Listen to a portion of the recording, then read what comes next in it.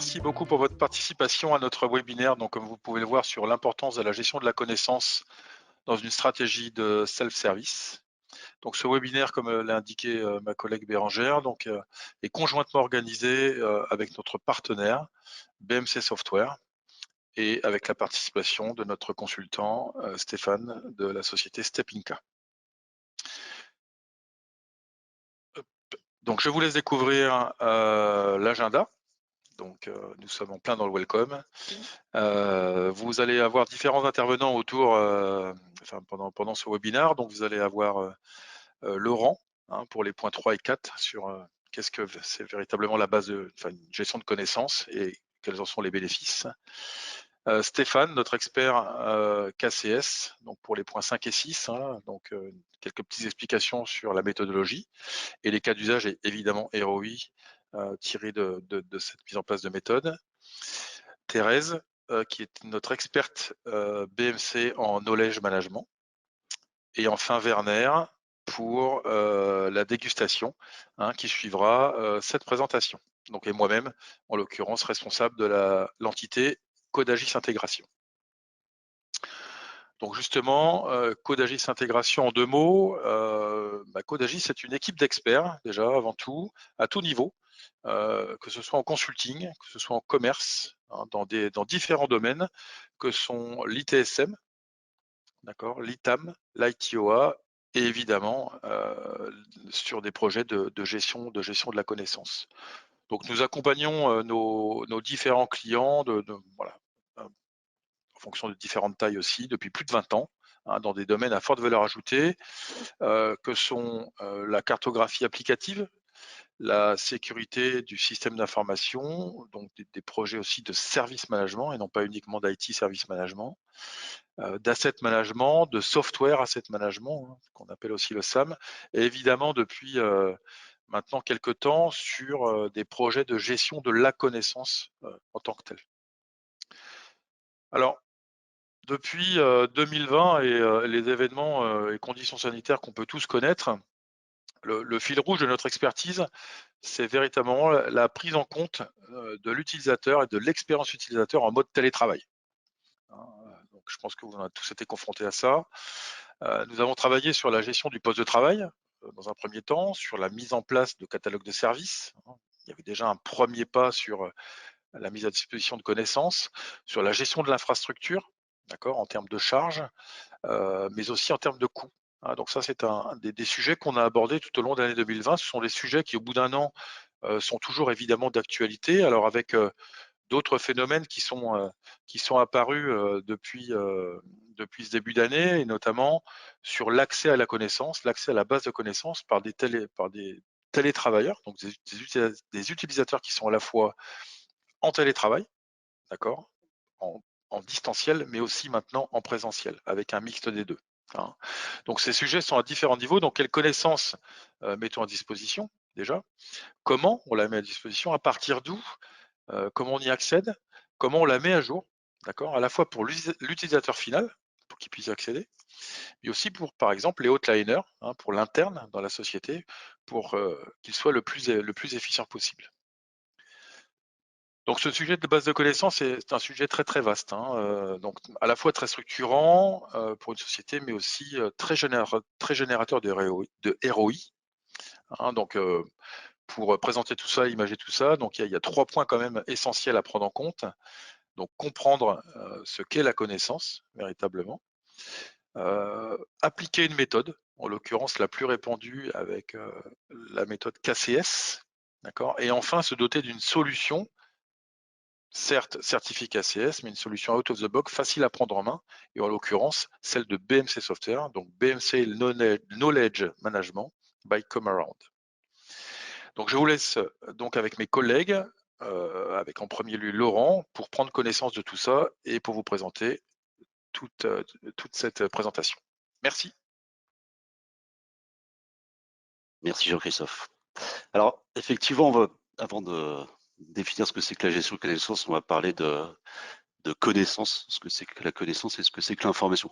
Je vous invite autour de vous, en famille, entre collègues, à poser la question: quelle différence faites-vous entre la gestion de entre la connaissance, pardon, et l'information. Alors, justement, une des définitions de la connaissance, c'est la connaissance est une information sur laquelle vous allez pouvoir agir, prendre une action. Alors, un exemple pour illustrer tout ça, c'est vous êtes Marseillais, vous lisez dans la presse qu'il y a un préavis de grève, vous prenez habituellement les transports pour vous rendre sur votre lieu de travail, ben, vous allez prendre des dispositions, vous êtes en capacité d'agir pour vous déplacer en ayant cette information. Donc là, vous avez une connaissance sur laquelle une information sur laquelle vous allez agir. Si vous êtes lyonnais et que vous n'avez pas de raison de vous rendre à Marseille, ça sera une information qui ne vous sera pas utile et sur laquelle vous n'allez pas forcément agir. Alors, toutes ces informations, toutes ces connaissances, il y a d'abord une notion de connaissance tacite. C'est tout ce que vous êtes capable de faire sans vraiment, je dirais, y penser, parler, marcher, conduire, compter, dormir, regarder votre ordinateur, votre smartphone. Et tout le challenge de la gestion de la connaissance qu'on a à titre personnel, à titre professionnel, tout le challenge, c'est de capturer cette connaissance tacite, de la rendre explicite et je dirais, de la restituer, de l'exposer au plus grand nombre pour qu'elle soit réutilisée et qu'on puisse en tirer le meilleur retour sur investissement. Donc c'est tout ce challenge qu'on va aujourd'hui, sur lequel on va travailler. Et le but effectivement ultime, c'est de faire de ce bien immatériel en sorte qu'il se multiplie. Alors un bien immatériel, on va le différencier bien évidemment d'un bien matériel. Notre consultant Stéphane utilise toujours l'exemple de la pizza. La pizza, c'est un bien matériel. Quand vous allez le diviser par 4, vous allez avoir 4 grandes parts. Par 10, les parts commencent à être plus petites. Alors que si vous êtes autour d'une personne qui va vous exposer un sujet, si vous êtes 10, 100 ou 1000, chaque personne va recevoir le même niveau de connaissance et d'information. Donc ça c'est vraiment entre bien matériel et immatériel, c'est vraiment des choses qu'il faut prendre en compte. Quand on parle de partage et de gestion de la connaissance, bah, regardez je dirais le succès et le niveau de partage de Wikipédia, hein, avec des chiffres totalement incroyables. 500 millions de visites par mois, 30 millions d'articles dans plus de 280 langues. C'est assez phénoménal. Alors, la gestion de la connaissance, pour qui, pourquoi, pour différents interlocuteurs, pour différents objectifs, c'est développer les équipes, faire en sorte qu'il y ait de l'auto-formation au sein des équipes, quelle que soit la nature des équipes. On est peut-être plus sur un public aujourd'hui dans ce séminaire IT, mais c'est faire en sorte qu'il y ait une auto-formation continue. C'est aussi pallier à cette perte de connaissances lorsque les gens vont partir avec le turnover à la retraite. Bon, il faut réussir à capter cette connaissance avant qu'elle sorte de l'entreprise pour qu'elle soit utilisable par l'ensemble des collaborateurs. On parle quelquefois de silos hein, dans nos métiers IT où telle les briques de l'IT ne parlent pas au sens technique du terme avec l'autre brique, ben, c'est vrai dans les départements. On ne se parle pas et c'est vrai entre départements, mais également dans les départements.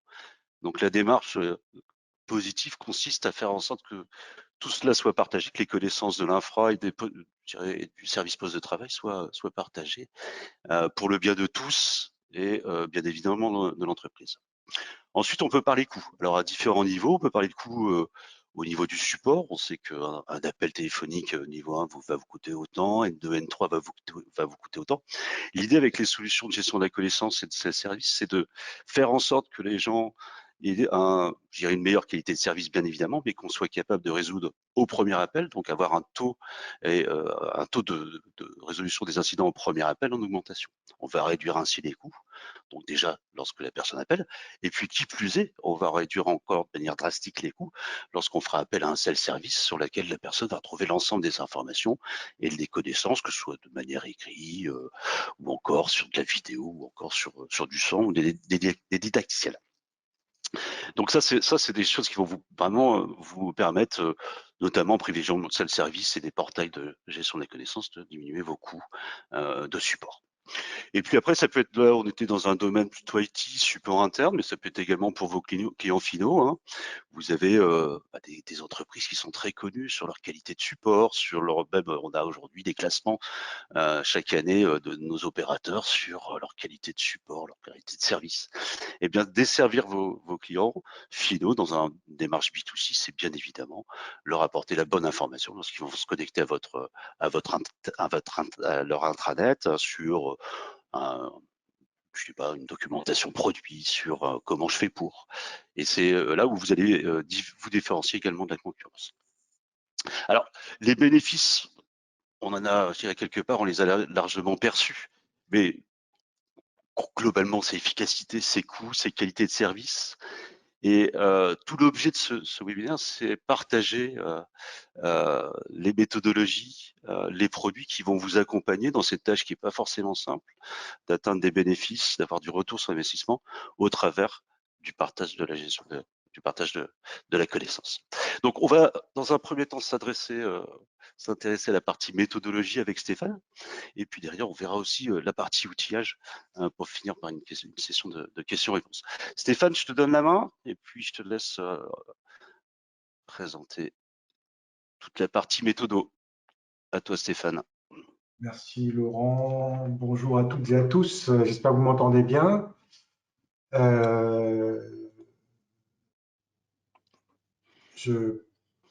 Voilà, j'ai la main. Non, oui, c'est bon. La méthodologie KCS. Voilà, donc, qu'est-ce que ça veut dire déjà le KCS?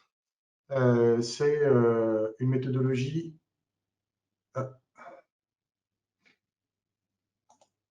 Ça arrive. Voilà. Qui veut dire le Knowledge Centered Services, donc c'est un terme américain. Je vais vous donner un peu l'origine de cette méthodologie. Vous allez voir qui est assez sophistiqué. On est en version 6 déjà du KCS. Ça veut dire qu'on a plusieurs années d'expérience et également plusieurs itérations sur cette méthodologie qui fait qu'aujourd'hui, on peut dire qu'elle est mature et que elle est facilement déployable à partir du moment où on sait ce que l'on va faire. Mais avant de vous parler de la méthodologie en détail, je voulais que l'on revienne déjà sur une définition de ce qu'on appelle, nous, l'excellence du service au sein du CSI. Donc, le CSI, qui est le Consortium for Service Innovation, qui est le consortium qui a défini le KCS depuis le départ.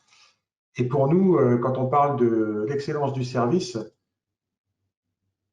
c'est de maximiser la valeur et le succès que nos clients vont avoir avec les produits et les services qu'on leur vend. Et quand on est dans un monde de support et de service, c'est en fait de faire en sorte que les clients n'aient pas vraiment besoin de nous. Parce qu'en fait, quand on achète un produit ou un service, ce n'est pas pour avoir des problèmes avec, ce n'est pas pour poser des questions, mais c'est pour l'utiliser. Et donc, notre objectif en tant qu'organisation de support, c'est de faire en sorte qu'on enlève les problèmes du chemin des clients avant qu'ils les rencontrent. Donc, comment est-ce que ça se traduit?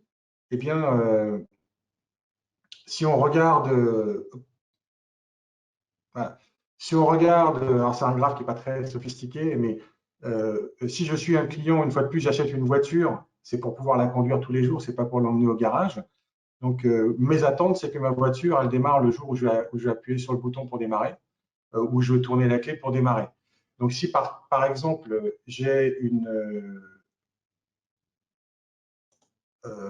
si j'ai un incident, moi, je préférerais, comme sur les Tesla a priori maintenant, que la voiture me prévienne qu'il faut que je fasse quelque chose avant que la voiture tombe en panne. Donc oui, donc j'ai un incident. Idéalement, je vais me connecter sur un portail de self-service pour trouver une résolution à mon problème.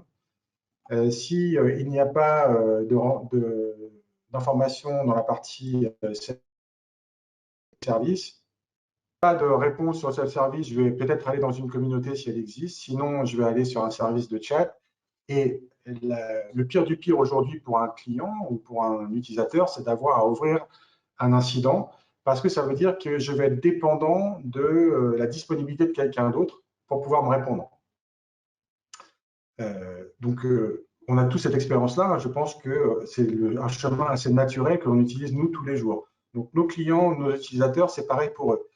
Donc, l'idée, c'est de dire, si j'ouvre un incident, je suis dans un service assisté, le chat, c'est pareil, service presque assisté, le communauté, c'est toutes les communautés qui existent, le self-service, c'est un portail qui existe, et dans un monde idéal, on serait capable de détecter et de prévoir les problèmes de nos clients avant qu'ils ne les rencontrent. Donc, c'est ce qu'on appelle le shift left, hein, c'est d'être capable d'automatiser les réponses aux problématiques de nos clients et de minimiser l'érosion de la valeur pour eux. Donc, c'est ce que c'est ce que va chercher à faire le KCS. Donc, maintenant, je vais pouvoir vous parler plus en détail de ce que c'est. En fait, l'idée, le KCS, ça va être une base d'expérience. Donc, comme l'a dit tout à l'heure Laurent, quand on partage de la connaissance, elle se multiplie. Quand on partage une information, si vous avez une idée et que j'ai une idée, on les met en commun. En général, ça fait plus que 2 idées. Donc, l'idée du KCS, c'est ça, c'est de dire, je vais partager l'expérience que moi j'ai, par exemple, dans le service desk ou en tant que consultant, sur le déploiement d'un logiciel, sur une question que j'ai d'un utilisateur. Je vais mettre ça dans un article qui va donc bénéficier à l'ensemble de ma communauté. Donc, ça devient une base d'expérience dans laquelle on vient mettre tout ce qu'on sait. Et on va le faire de manière à ce que ce ne soit pas du travail supplémentaire, mais que ça devienne notre manière de travailler. Donc, on ne demande pas aux gens de créer du contenu parce qu'il faut créer du contenu. On va leur demander de créer du contenu quand il y a une interaction avec quelqu'un, parce qu'on est également capable de capturer du contexte de cette interaction. L'idée, c'est déjà, par rapport à toutes les autres méthodologies qui existent, c'est de ne pas dire aux gens, il faut créer un article dans la journée ou dans la semaine, mais on va le faire au moment où c'est opportun. Et donc, l'idée, c'est que ça ne soit pas quelque chose que l'on fasse en plus de notre travail, mais que ça devienne notre manière de travailler.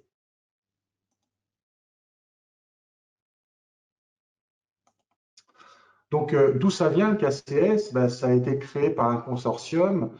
Il y a le lien qui est dans les slides et donc vous pourrez y accéder avec le replay. C'est le CSI qui a créé ça, donc le Consortium for Service Innovation. C'est un think tank aux États-Unis, donc qui existe depuis 30-35 ans, avec des entreprises qui se sont réunies pour se dire, mais nous, c'est quoi le futur de l'industrie du service, que ce soit du support, du consulting, et comment faire pour améliorer l'expérience de nos clients et leur productivité, tout en maîtrisant le coût de nos services. Donc, ça fait plus de 25 ans que le KCS existe. Il y a eu des dizaines de millions de dollars investis par plusieurs entreprises qui ont travaillé dessus depuis le début. Et comme je vous le précisais, en démarrage, on est dans la version 6. Donc, ça veut dire que les processus de déploiement et les processus qui sont vraiment clés dans le fonctionnement d'une base de connaissances en bonne santé sont très bien maîtrisés.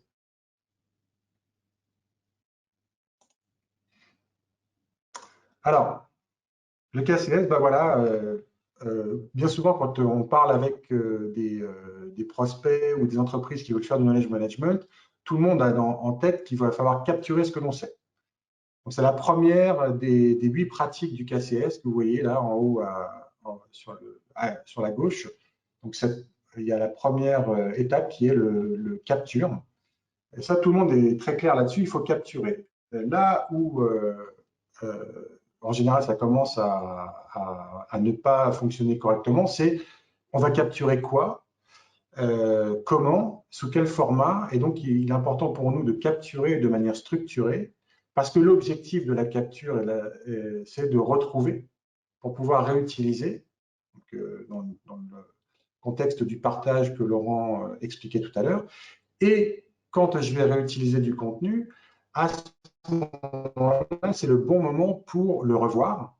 Et si je le revois, j'ai l'opportunité de l'améliorer si je peux le compléter avec des éléments supplémentaires qui n'étaient pas disponibles dans cet article de connaissances. C'est tout le concept derrière Wikipédia dont Laurent a parlé. mais là, on va le faire sur des choses beaucoup plus précises, des questions beaucoup plus spécifiques qu'on peut voir, par exemple, dans Wikipédia. Ça, c'est la première boucle qu'on appelle la boucle de résolution, et qui est très itérative. Hein, c'est pour vous donner une idée, si vous êtes dans un service desk, à chaque fois que j'ai un incident qui est logué, il est très probable que je puisse le lier à un article déjà existant ou alors que je puisse créer un nouvel article pour expliquer comment faire pour résoudre cet incident. Très itératif. Une deuxième boucle qui est beaucoup plus réflexive, donc c'est la boucle d'évolution, la evolve, où là on va s'intéresser à la bonne santé du contenu. Voilà, on a des méthodes pour faire ça. Est-ce que nos processus sont bien intégrés? Ça veut dire que est-ce que les workflows qu'on a définis pour les deskers ou les consultants sont bien intégrés avec l'outil que l'on a mis en place? Est-ce qu'on est plutôt bon dans notre manière de capturer cette connaissance? Et c'est ce que va faire la partie Performance Assessment, donc évaluation de la performance, où on va se dire est-ce que le système délivre la valeur qui nous intéresse? Est-ce que les personnes dans le système, chaque personne, chaque individu, délivre bien la valeur qui est attendue? Et le dernier point qui est vraiment crucial, même s'il arrive en dernier, c'est tout ce qui est la partie leadership et communication. C'est en gros, mais pourquoi est-ce qu'on fait tout ça? Je suis dans une organisation qui décide demain de capturer la connaissance. Alors, Laurent a expliqué qu'il y avait des bénéfices pour l'organisation, certes. Il y en a aussi pour les personnes dans l'organisation, c'est ce qu'on va voir un peu maintenant. Mais il est vraiment important de rappeler pourquoi on le fait. Donc, moi, j'ai pour coutume de parler de la cathédrale. Hein, c'est la raison d'être du knowledge management dans une organisation. Elle doit être très, très bien définie pour qu'on puisse y revenir régulièrement et faire préciser aux gens pourquoi ils le font. Excusez-moi, je n'avais pas vu que ma webcam était coupée. C'est volontaire, Stéphane, pour des périodes de son performance. D'accord.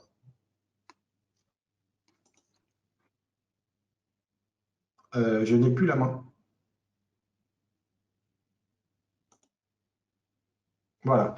Donc, comme Laurent l'a déjà précisé, je vais passer rapidement dessus. On peut s'attendre, quand on déploie cette méthodologie de A à Z, à avoir de grands bénéfices autour de l'efficacité opérationnelle. Ça, c'est la première des choses. Les gens trouvent plus facilement les informations dont ils ont besoin. Le succès du self-service, si on publie ce qu'on sait auprès de nos clients, ils vont trouver seuls, parce qu'on a fait en sorte de bien structurer cette connaissance pour qu'elle soit donc réutilisée et trouvable. Et puis également, on va s'améliorer au niveau de notre activité parce qu'on va pouvoir fournir des données exploitables aux différents services, alors que ce soit par exemple ceux qui produisent du logiciel ou des services, pour leur montrer comment nos clients les utilisent et comment ça se passe pour eux. Et puis, on va pouvoir également constater une réduction des incidents grâce à l'élimination des causes, des problèmes qu'on aura remontés.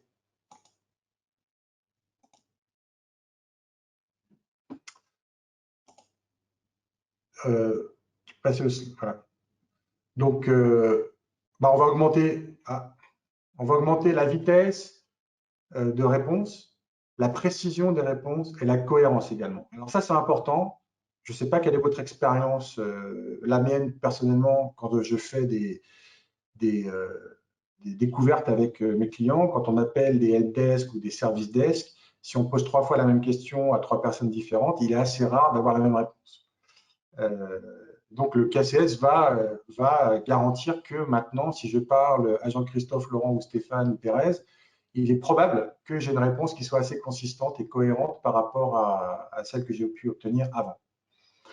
Donc tout le monde est plus engagé, que ce soit les employés, donc les gens qui travaillent au service desk ou des consultants, parce qu'ils ont plus confiance dans ce qu'ils font. Les clients sont plus satisfaits parce qu'ils ont accès à de l'information plus rapidement et de manière plus consistante. Donc les gens ont plutôt tendance à rester dans des organisations qui partagent bien la connaissance. Et puis, quelque chose qui est vraiment important, Laurent en parlait tout à l'heure avec le turnover, mais quand on met en place une base de connaissances KCS, on se rend compte que les gens développent leurs compétences beaucoup plus rapidement. Donc, on passe moins de temps en formation et plus de temps à utiliser la base de connaissances, qui est donc la base d'expérience de l'organisation. Donc les gens sont plus en confiance et donc apprennent beaucoup plus vite. Voilà, donc l'objectif, peut-être que vous l'avez compris, mais on veut connecter les gens au contenu pour ce qui est connu, et donc dans les gens, il y a les clients et les utilisateurs, mais également les personnes de notre service desk ou nos consultants. Donc, tout ce qui est connu, on va les connecter au contenu pour qu'ils le trouvent et le consomment quand eux, ils en ont besoin. Et puis, on va connecter les gens avec les gens pour ce qui est nouveau. Donc, quand on fait un changement, ou il y a un changement dans l'infrastructure, un changement dans un logiciel qui entraîne des questions, c'est nouveau, on ne connaît pas, ben on va les connecter, on va connecter avec quelqu'un du service desk ou du technical support ou un consultant. Donc, les cas d'usage, il y a donc la partie helpdesk, tech support, customer service dont on a déjà parlé. Il y a également la partie consulting, les consultants qui se retrouvent souvent seuls sur le terrain. Et donc, ils peuvent partir avec la base de connaissances que l'on a dans l'organisation, dans leur laptop ou se connecter pour trouver des informations. Donc, ils sont seuls chez le client, mais pas tout seuls parce qu'ils ont accès à la base de connaissances et d'expérience de l'organisation. Et puis, de plus en plus, on voit des organisations telles que les ressources humaines, les Customer Success Management, Customer Success Managers ou la finance, qui s'intéressent de plus en plus au knowledge management parce que ce sont tous des organisations ou des services qui ont beaucoup d'interactions avec différents utilisateurs et où la rapidité, la précision et la solidité des réponses est un facteur clé de succès.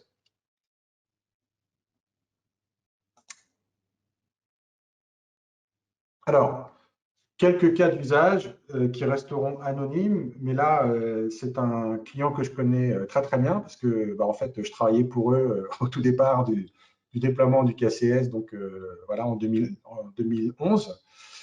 On voit là que ça, c'est la demande de support des clients. Donc, on est dans un cadre de technical support d'un éditeur de logiciels international. Il y a 350 ingénieurs support dans le monde. Environ 70 000 articles qui sont postés. 85% de la demande est satisfaite en self-service.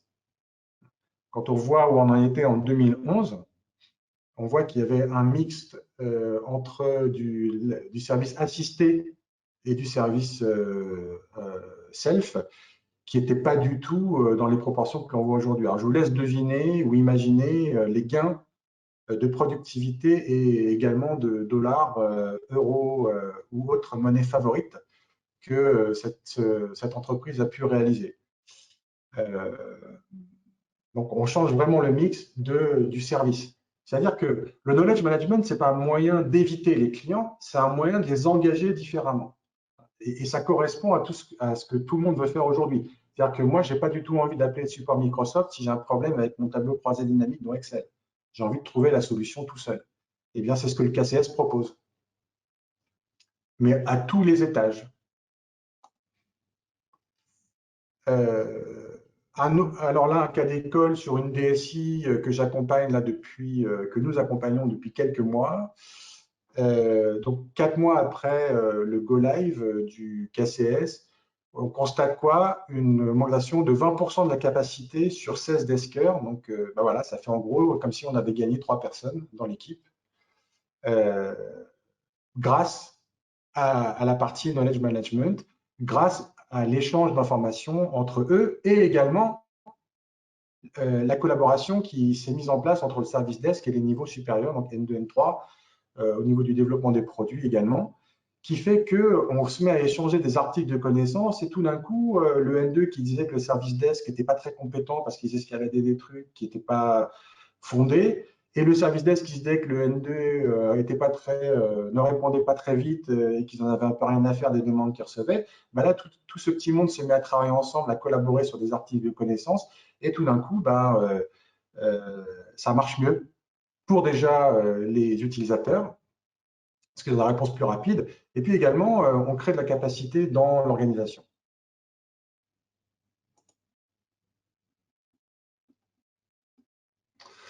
Voilà, donc c'était les informations que je voulais vous partager concernant le KCS. Et je vais passer la parole à Thérèse qui va nous parler plus en détail de la solution qui permet de mettre en pratique cette belle méthodologie. Merci beaucoup Stéphane. Alors bonjour à toutes et à tous. Mon nom est donc Thérèse Muchery et je suis Customer Success Manager à BMC et spécialisée donc sur BMC Helix Knowledge Management by Comearound. J'espère que vous voyez tous mon écran. Et dans cette démonstration d'environ 15 minutes, je vais vous montrer quelques-unes des fonctionnalités de notre système. Malheureusement, je n'ai pas le temps de tout vous montrer en 15 minutes.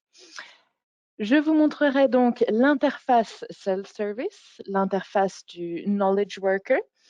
Nous nous approfondirons dans la fonctionnalité de recherche. Nous verrons aussi à quoi pourrait ressembler un article et en quoi il consistera. Nous verrons aussi les possibilités de traduction ainsi que les alarmes du système et au final, la partie Business Intelligence de Comearound. Mais avant de vous montrer le système en pratique, Comearound est donc un outil indépendant de gestion des connaissances et de self-service. L'organisation ou la compagnie a été fondée en 1999 ici en Suède, à Stockholm, là où je suis aujourd'hui. Et nous nous sommes toujours concentrés sur la gestion des connaissances, donc sur le knowledge management. À la fin de l'année dernière, donc il y a environ 6 mois maintenant, Comearound a été acheté ou acquis par BMC, ce qui explique le nouveau nom, donc BMC Helix Knowledge Management by Comearound. C'est un long nom quand même. Donc, le système est basé sur la dernière technologie cloud et nous utilisons les services AI, donc Artificial Intelligence de Microsoft, tels que les services cognitifs et le cadre MS-Bot et beaucoup d'autres. Donc, nous utilisons tout ça pour fournir des connaissances intelligentes, pour optimiser le travail de support et créer cette excellente expérience, non seulement pour l'agent, mais aussi pour le client en partageant ses connaissances. Donc, Comearound est aligné sur la méthodologie KCS. Le système est KCS version 6 vérifiée. Et comme Stéphane l'a très bien expliqué, c'est donc une méthodologie qui garantit que les articles de connaissances sont créés et améliorés en fonction de la demande et de l'utilisation. Donc, cela, en fait, signifie que la base de connaissances, donc en ce cas-là, Comearound, BMC Helix Knowledge Management by Comearound, devient, on va dire, pertinente et mise à jour. Alors, avant de rentrer dans le système et vous montrer un exemple de portail, il y a certains termes qui sont bien à connaître quand même. Donc, dans BMC Helix Knowledge Management by Comearound, nous proposons 5 états de connaissance ou knowledge states, comme on dirait en anglais. Et cela va donc de work in progress jusqu'à archive, donc un article ou du contenu archivé. Nous avons aussi 5 rôles que nous appelons knowledge workers. Et si on traduit ça en français, c'est les travailleurs du savoir. Mais ce sont ceux qui ont le droit de lire, de créer et modifier du contenu dans le portail en fonction de leur rôle. Donc, cela commence du candidat jusqu'au manager. Ensuite, un reader, donc un lecteur en français, mais aussi un client, donc que ce soit interne ou externe, est uniquement autorisé à accéder du contenu publié donc dans le portail.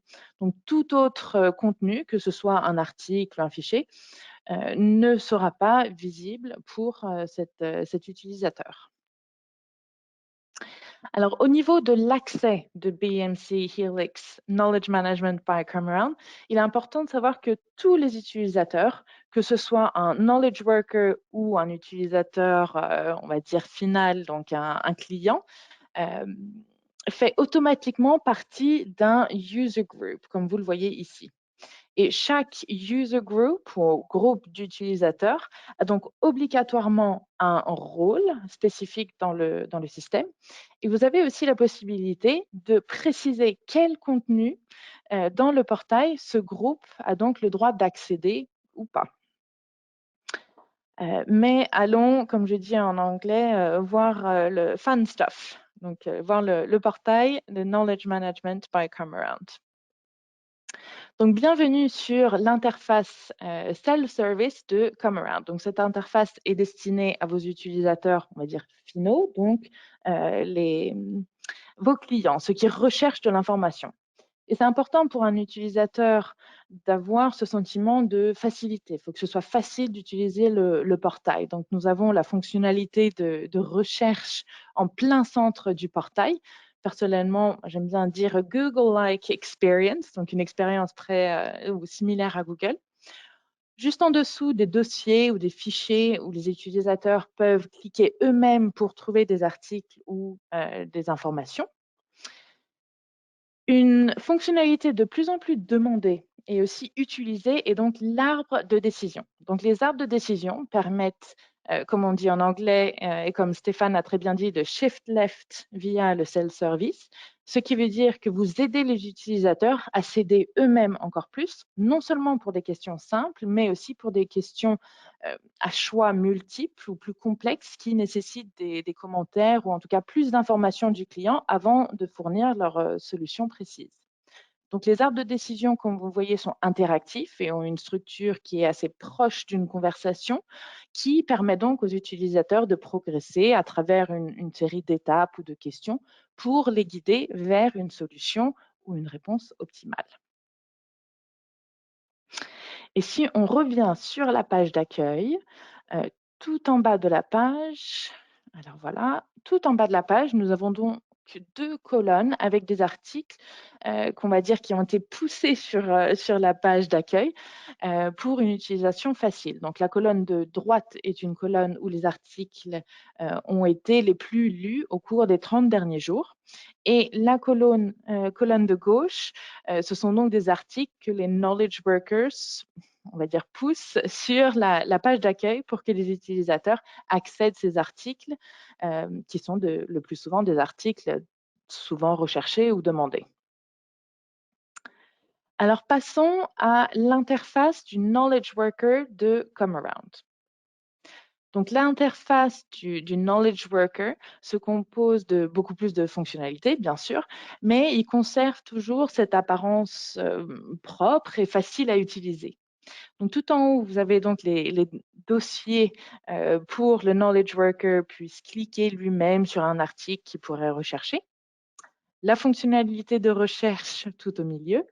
Et en bas, au lieu de 2, nous avons donc 3 colonnes où les articles sont, on va dire, poussés sur la page d'accueil pour un accès facile. Alors, comme vous le voyez, le portail est en français, mais avec Come-Around, vous avez la possibilité d'avoir plus de 30 langues différentes dans le portail. Tout ceci est bien donc pour un knowledge worker, mais aussi pour un client. Donc, tout en haut à gauche, on a la chance de choisir toutes ces langues. Je vais faire ça assez facilement et on va aller en anglais.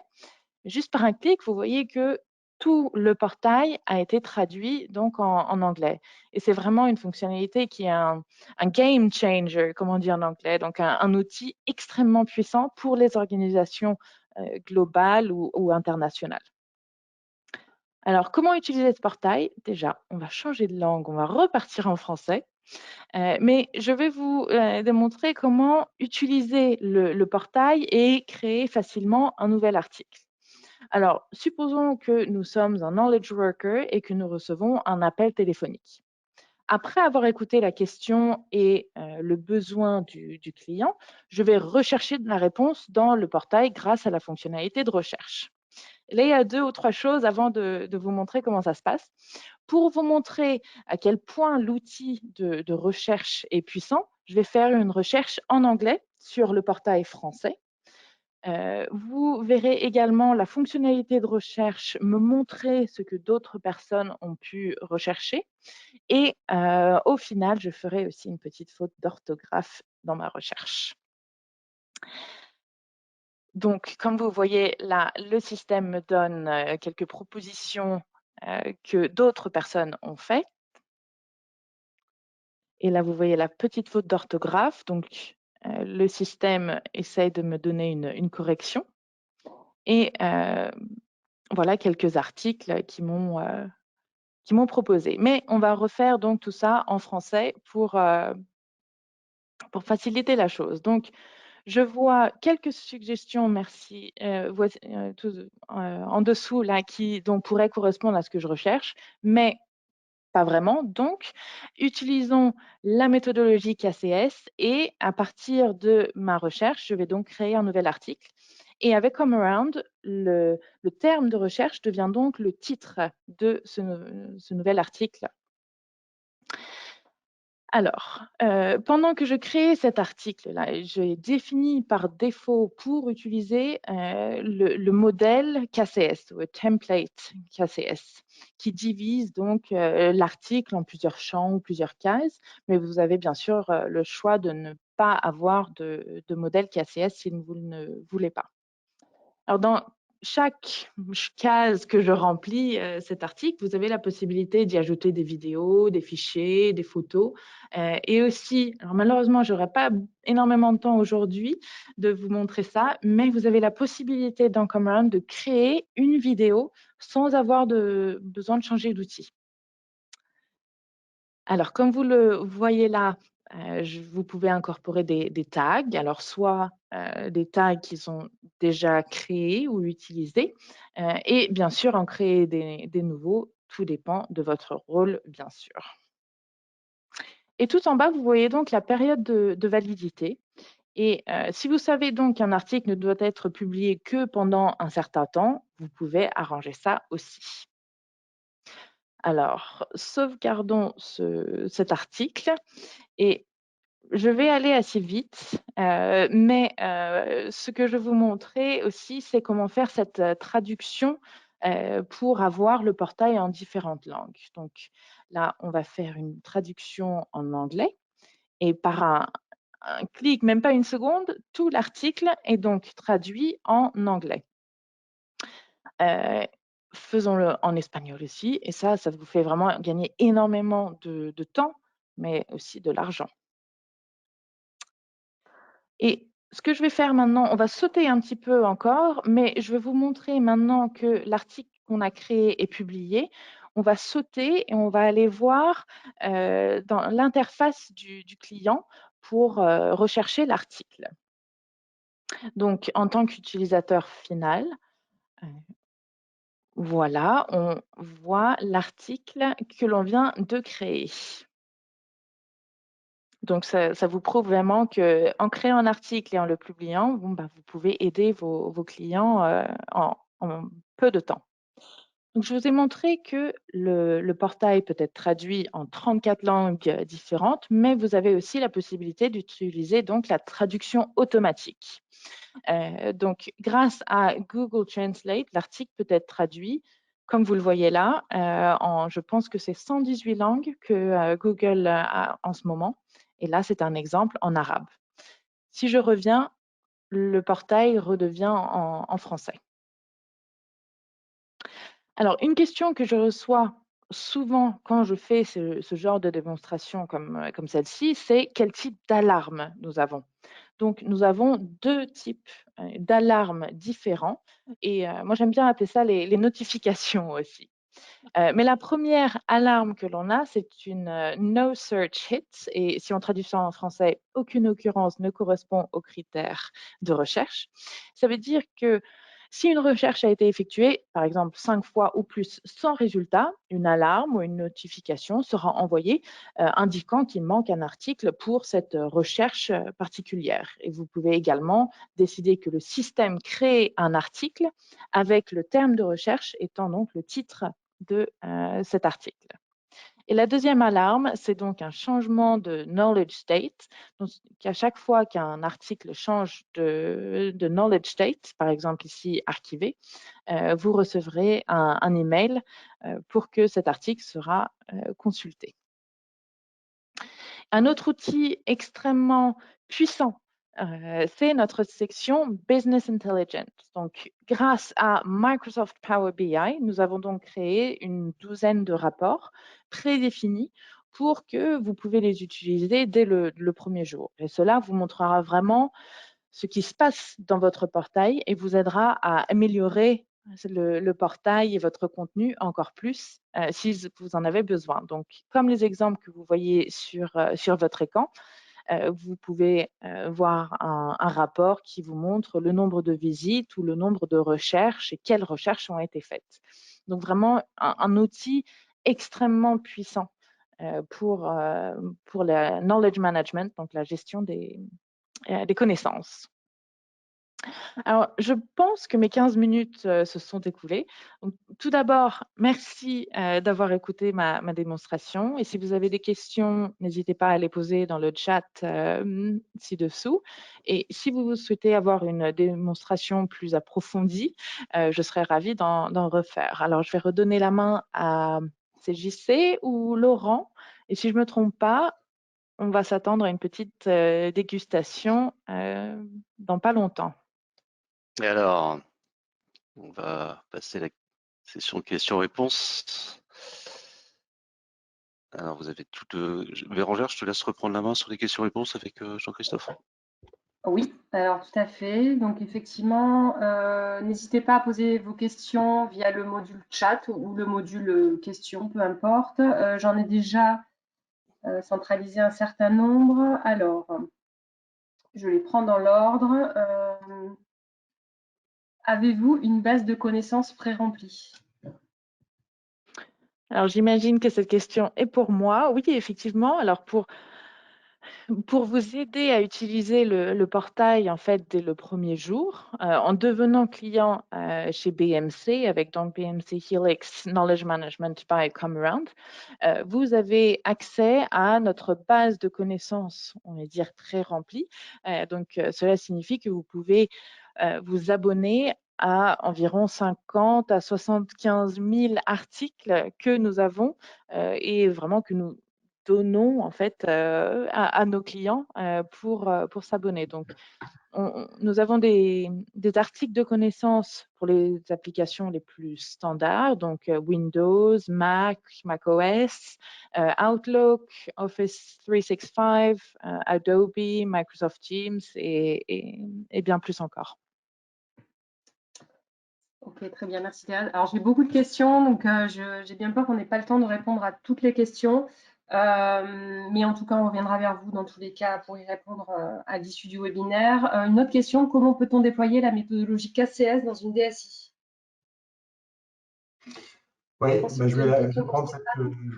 Ouais, je vais la prendre. En fait, il y a plusieurs étapes. Déjà, la bonne nouvelle, c'est que c'est pas un Big Bang. Donc, on se réveille pas un jour en se disant, voilà, tout le monde fait du KCS. Pourquoi? Parce que déjà, on va valider, comme j'ai expliqué tout à l'heure, les raisons pour lesquelles on veut le faire. Donc, ça va être une phase de validation. On va faire une phase de découverte avec vous sur votre métier et on va aussi avoir des mesures qu'on va appeler de baseline pour savoir comment les choses se passent.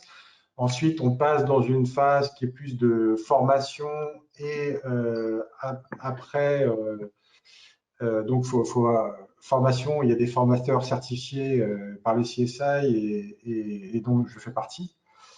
Et ensuite, on passe dans une phase de design, c'est-à-dire qu'on va dire quel est le workflow en fait de nos articles de connaissances et également quels sont les rôles que les gens vont avoir dans la base de connaissances. Comment on va mesurer le succès? Voilà, donc tout ça, on le prédéfinit.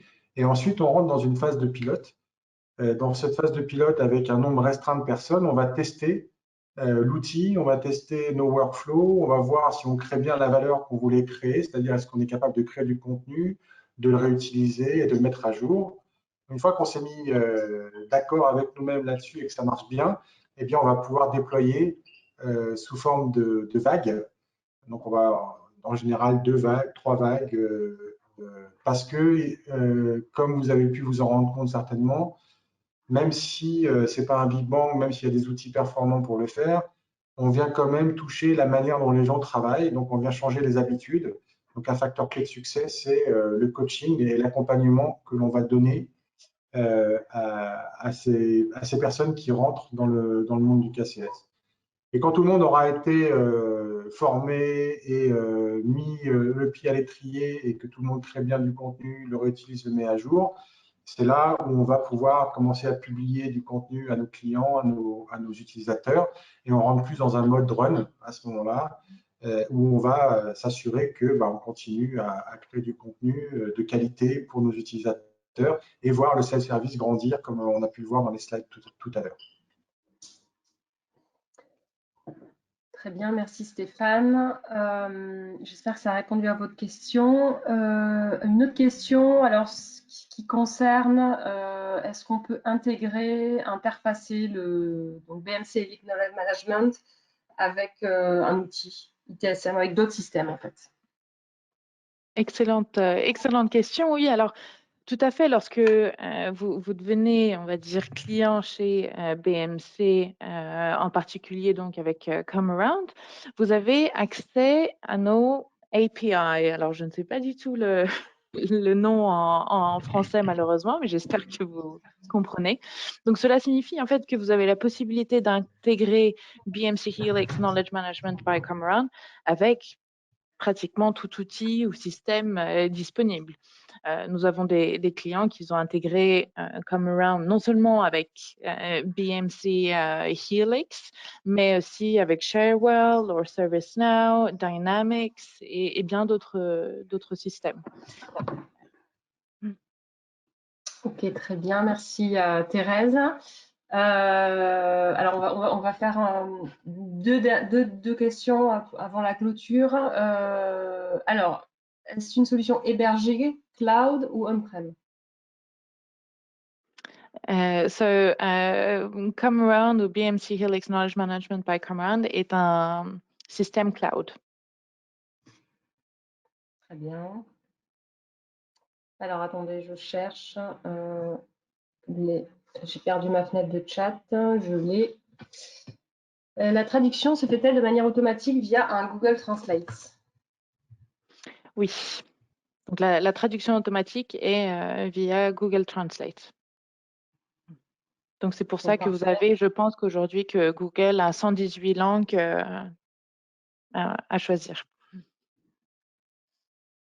Alors, je vais en citer une dernière. Quel est le principal frein au bon déroulé d'un projet autour de la gestion de la connaissance?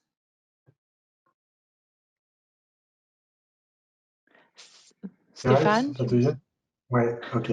Le principal frein, une fois qu'on a levé les contraintes technologiques, et ce qui est le cas, parce que vous êtes entre de bonnes mains ici, voilà, entre des gens de bonnes relations, le principal frein, c'est ce qu'on appelle l'adoption ou la participation. Et en général, ça se traduit par un manque de suivi sur le long terme d'un projet. On a pour coutume de dire qu'on n'est pas là pour courir un sprint, on est là sur un marathon. Donc, c'est un effort de longue haleine. Donc, on est en général, quand on regarde les raisons pour lesquelles plusieurs organisations ont voulu mettre en place du knowledge management et ont arrêté, c'est que on pensait que ça allait prendre un mois, un trimestre, alors que c'est un effort sur le long terme. Et plus on le fait, plus on va pouvoir affûter nos outils, plus on va être performant. Donc, les plus gros freins, en général, les facteurs d'échec sont liés au manque de suivi par le leadership et qui entraîne un manque de participation des équipes. Voilà, donc, la méthode KCS couvre ça en long, en large, en travers. C'est pour ça que c'est comme un livre. D'ailleurs, la méthode KCS est en libre service. Hein, vous pouvez y aller, comme c'est un think tank qui n'est pas fait pour faire du profit.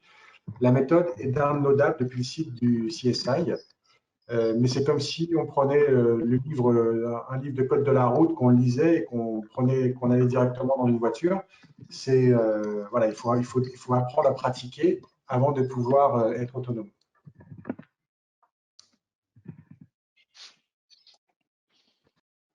Très bien. Bérangère, je pense qu'on a fait un petit peu le tour des questions. Alors, il y en a d'autres, hein, mais évidemment, on va être un petit peu pris par le temps. Donc, si je vais conclure ce webinaire avant de passer, comment dire, à la petite surprise de la fin. Par contre, j'ai pas la main. Si, voilà, conclusion. Ok, très bien. Donc pour conclure, donc, déjà avant tout, merci pour votre temps, pour avoir pris le temps de participer donc, à notre webinaire. Donc j'espère que vous l'avez trouvé intéressant. Donc vous avez pu le voir, c'est un sujet quand même très vaste, hein, la gestion de la connaissance. C'est très structurant aussi, très intéressant, hein, et comme on peut le voir, c'est en amélioration continue.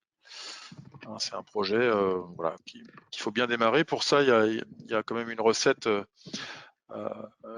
avec certaines phases obligatoires, hein, donc déjà de la méthode, hein, donc KCS, hein, comme le dit Stéphane, hein, il ne suffit pas de connaître la méthode, il faut aussi pouvoir l'appliquer dans un contexte, dans votre contexte, hein, et c'est aussi pour ça que on a les compétences pour le faire. Une solution out of the box aussi, hein, une solution très facile à prendre en main,